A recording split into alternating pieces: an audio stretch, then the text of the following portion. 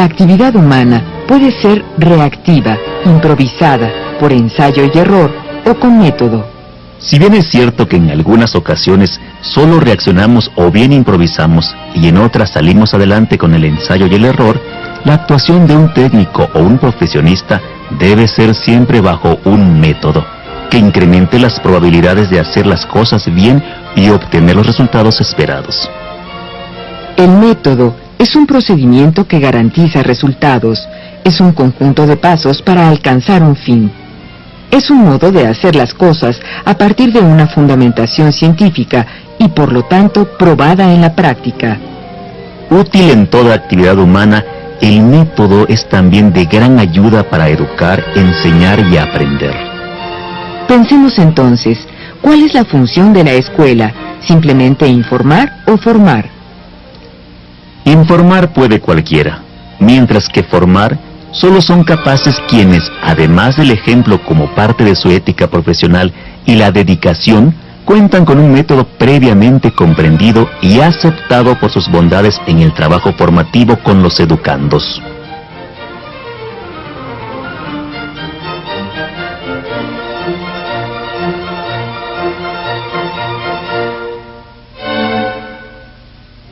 Aunque en la educación el método responde a variables como la naturaleza y lógica del contenido de aprendizaje, los objetivos de enseñanza o las condiciones en que se imparte una lección, siempre es necesario contar con un procedimiento general a partir de las funciones didácticas esenciales para que todo educando aprenda y lo haga significativamente.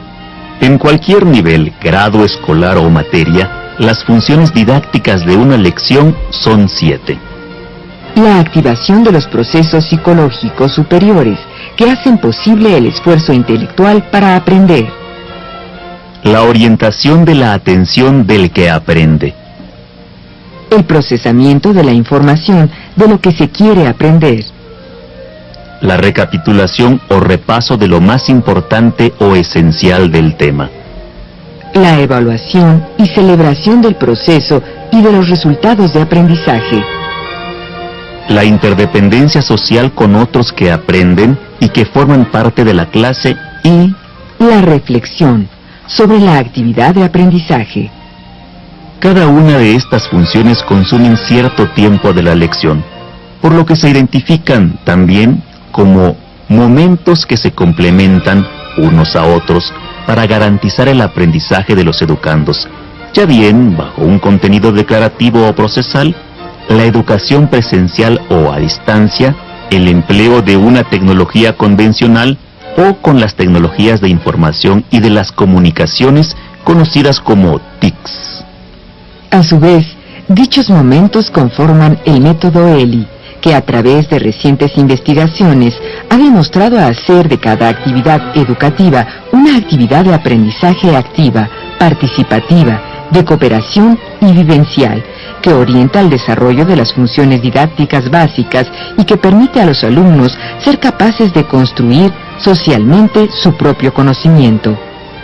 En el momento A, el docente crea un ambiente agradable donde los alumnos activan, por un lado, sus procesos psicológicos superiores para aprender a nivel cortical y de conciencia, y por otro, activan su parte socioafectiva para que se sientan cómodos, seguros y dispuestos a trabajar individualmente o en equipo.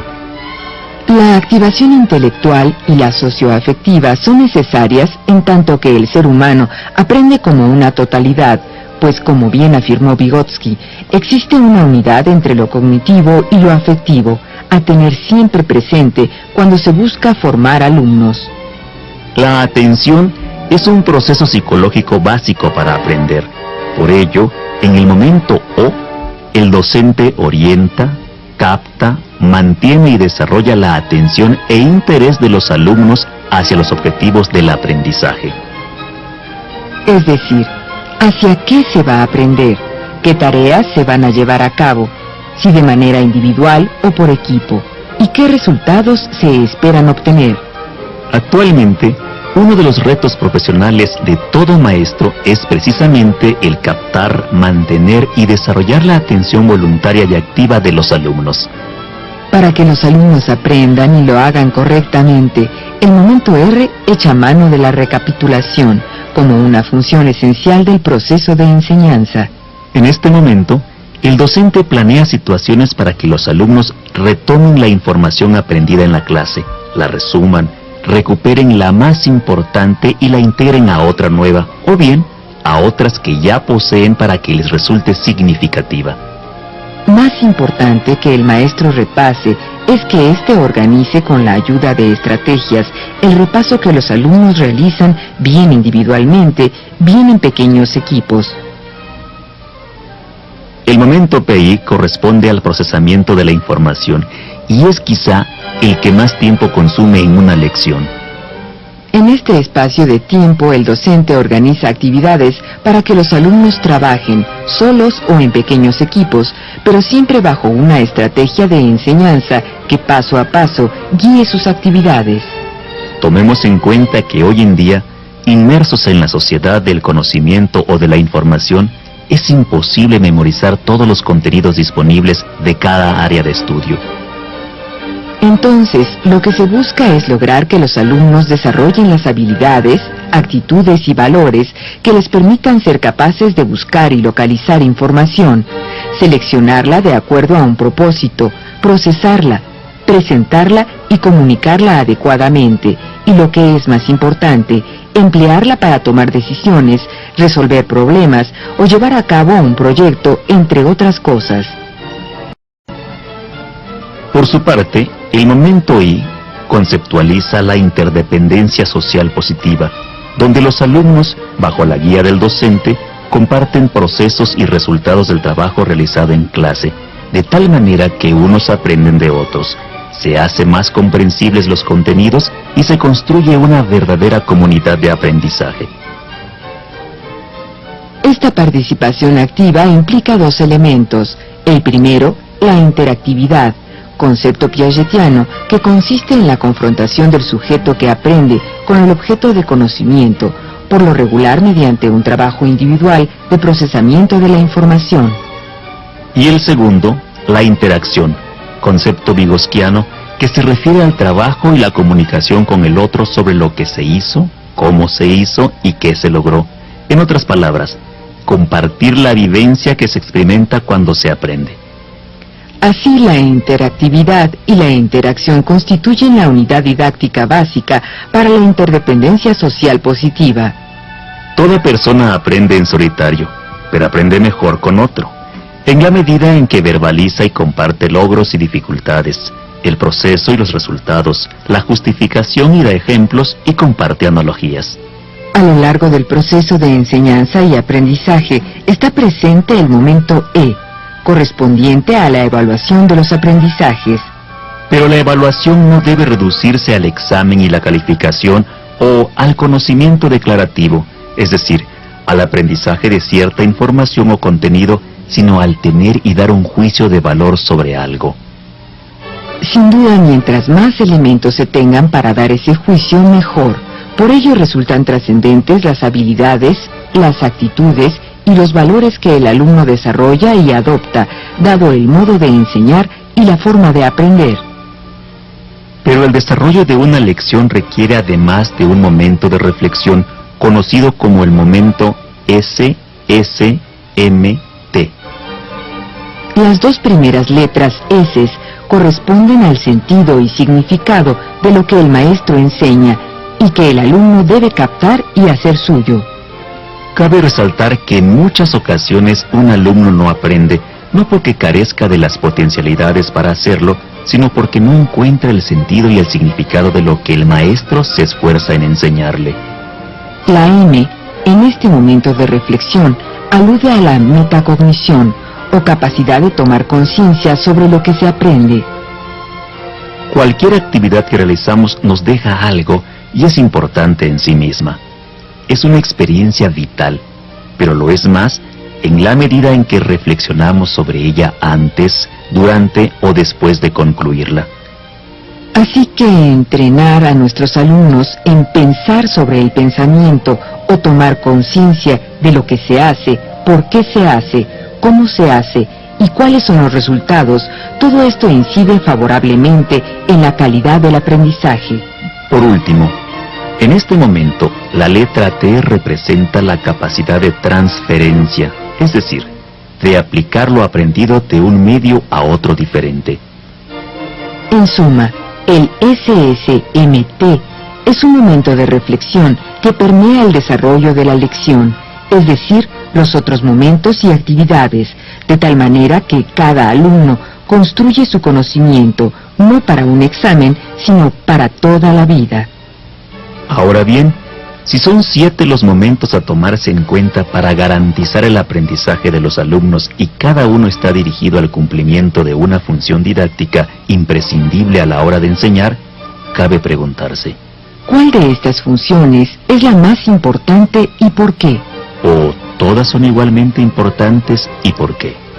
Sobre su orden, ¿cuál va primero y cuál después? Y más aún, ¿en qué tiempo se cumple adecuadamente cada función didáctica? El método ELI plantea el cumplimiento de estas 7 funciones o momentos en todas y cada una de las lecciones, desde la educación preescolar hasta la posgraduada, así como en cursos presenciales y a distancia, es más, en todos los contenidos de enseñanza. El orden está determinado por diversos factores. Tal vez el profesor lo ajusta a partir del número de la lección dentro del curso y su propósito. Por ejemplo, es posible que una lección inicie con el momento R, otra con el momento E y otra más con el momento O. De manera peculiar, el cumplimiento de los 7 momentos da como resultado el estilo de enseñanza del docente y da cuenta de la libertad de cátedra que debe tener al ejercer su profesión. De este modo, en una escuela, instituto o universidad, cada maestro enseñará de modo distinto, pero con la garantía de lograr que los alumnos aprendan y lo hagan científicamente al cumplir estas 7 funciones didácticas. No es posible improvisar o trabajar por ensayo y error, o bien bajo la monotonía de la exposición y las preguntas del maestro.